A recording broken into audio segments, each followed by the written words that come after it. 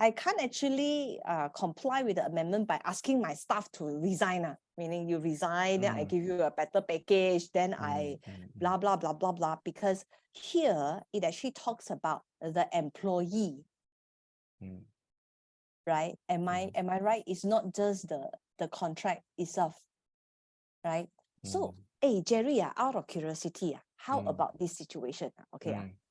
I get rid of all my stuff. And get rid of all my stuff.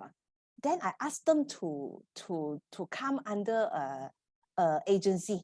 Yeah, the so-called just now the slide talk about what the agent, the agent. How you call that? What was the name again? The contractor for labor, is it? The contractor for labor. Yeah, engage a contractor for labor. Okay, and then employed under the contractor for labor, and then the contractor for labor create all these contracts lah. Okay, they're supposed to create. They create this contract. They sign with me. They sign with me. So as far as I'm concerned, okay, these are all subcontractor, and then the subcontractor is one single company. This one single company provide me with 50 staff. Okay. Then of course, this contract for labor maybe is also set up for me only lah. Maybe lah. Maybe not. Maybe yes, maybe not. Can I, by filtering through this approach, right, I overcome this issue? Have I managed my risk?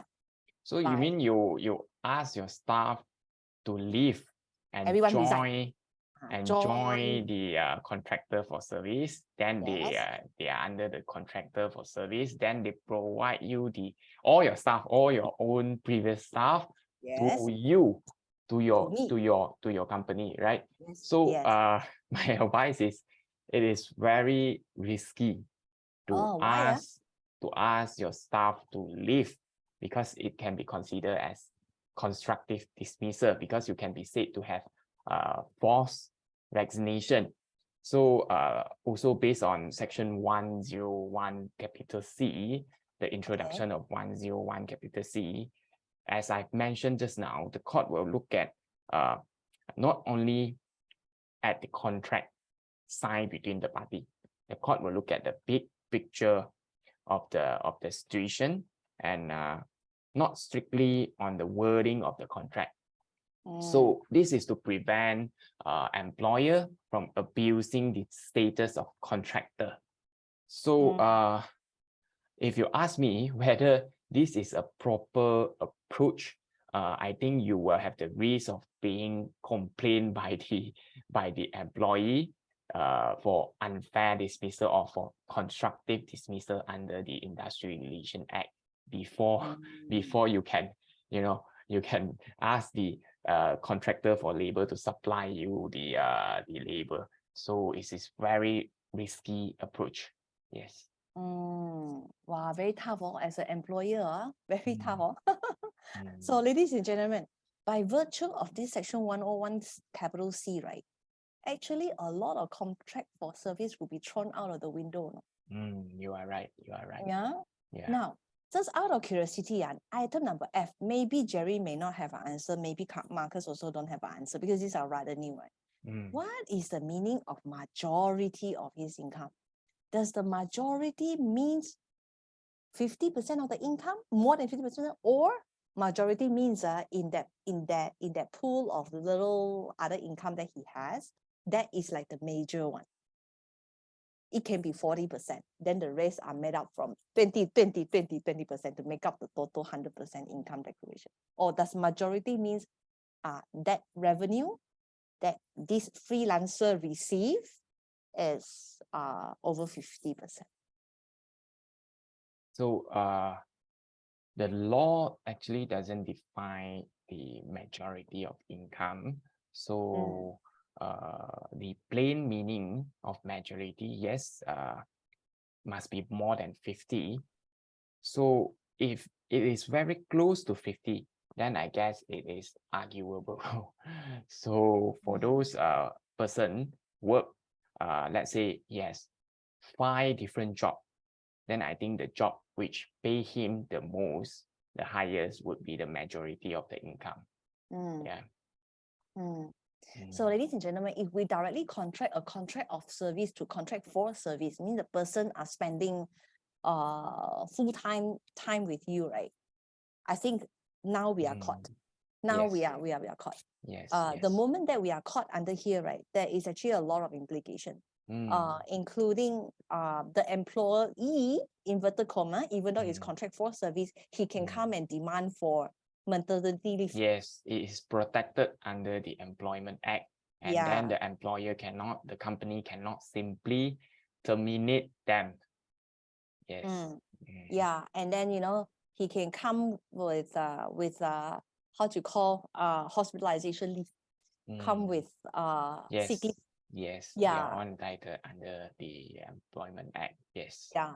So this particular section is very important. So meaning it is not like within the contract, you just write down and say, I will not give you EPF. I will not give you what? I will not give you that.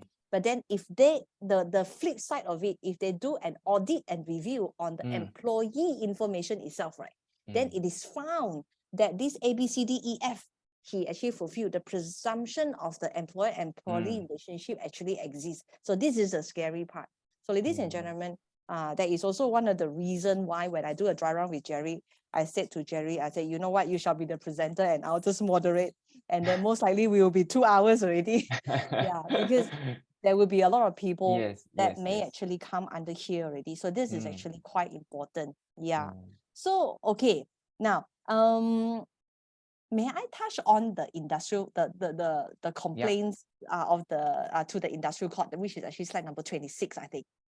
Slide number 26. Yeah, that talks about, this industrial court. What can constitute an unfair dismissal? Actually, yes. So actually, for the unfair dismissal is under section 20, the next slide. So I will just go to the next slide. So your question is, sorry, come again. What can constitute an unfair dismissal or constructive dismissal, and what is the compensation and award? Okay, so for unfair dismissal is when the employer terminates the employee without just cause and excuse. So what is just cause and excuse? There are only a few situations where an employer can terminate employee. Remember the keywords PMR, performance, misconduct, and redundancy. So these are the three grounds which the employer can terminate the employee. So all the proper procedure must be complied, and most importantly, keep all the paper record for the termination. So for constructive dismissal is actually the constructive dismissal happens when the actions by the employer leads to terminations of an employment by the employee himself. So something have done that leads to the resignation of the employee himself.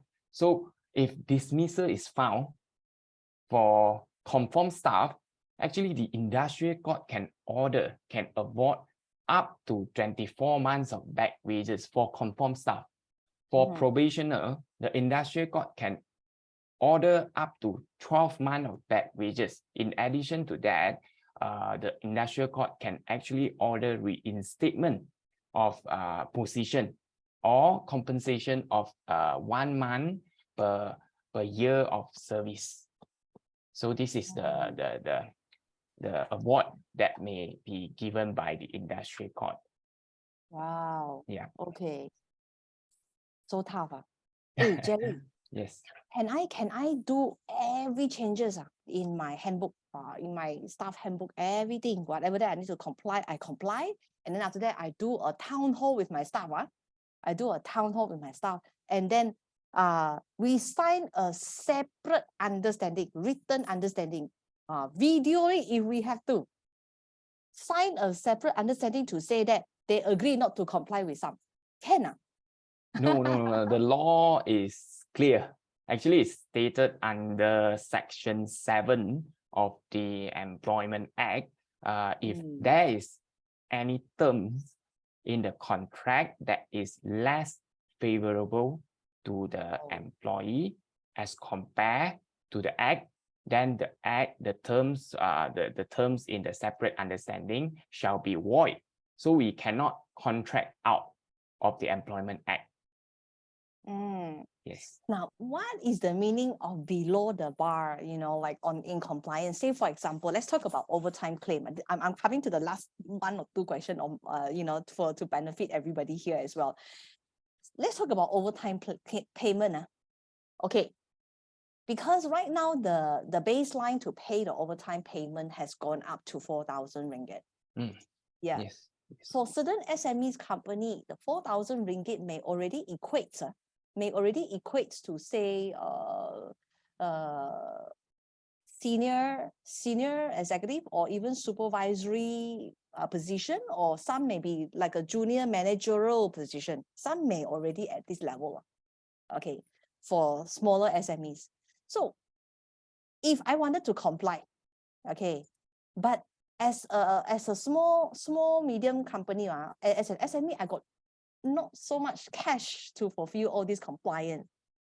Can I pay OT by payment in lieu, like for example, leave replacement, and not in cash term? Because the law says I need to pay. I need to pay, but it never say pay monetary. Can I go around it and pay? I still pay, but I pay in other form. Am I still in compliance with the act? I think previously I've discussed this with you, Agnes, before, and then I think we have quite a different view. But then Yes. from my point of view, for employee earning above 4,000, yes, you can actually just give the replacement leave in lieu of the OT payment, because employee earning above 4K is not subject to overtime payment. But for employee earning 4K and below and manual labor, actually it is in gray area. It is not strictly legal to do so. Okay, although I'm aware that some of the company is practicing the same, but as of now, I'm not aware of any reported case law dealing with such complaint.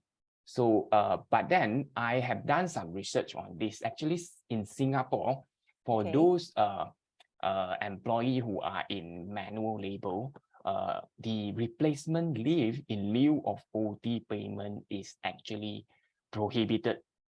So whatever they are entitled under the law, the OT payment must be paid to them, and we cannot just give them a time off. We call it time off. Then this is prohibited in Singapore. But then I do recommend employers to offer choices to the employee for them to choose whether to be paid by overtime payment or to take replacement leave. This could actually minimize the risk of successful complaint. Yeah. So, ladies and gentlemen, there are so many little changes that many of us may actually have to do now. And then, like it or not, the new Employment Act does actually create additional costs of compliance for all bosses, I would say. Yeah, for those that who has not actually follow all the sections that the new act has implemented. So there was actually one important slides that I actually prepared. It's actually said by one of this particular important wise men. He says that employer-employee relationship supposed to be a very private arrangement, but now it's no longer a private matter. It become a public matter. The government is also interfering in the entire manner.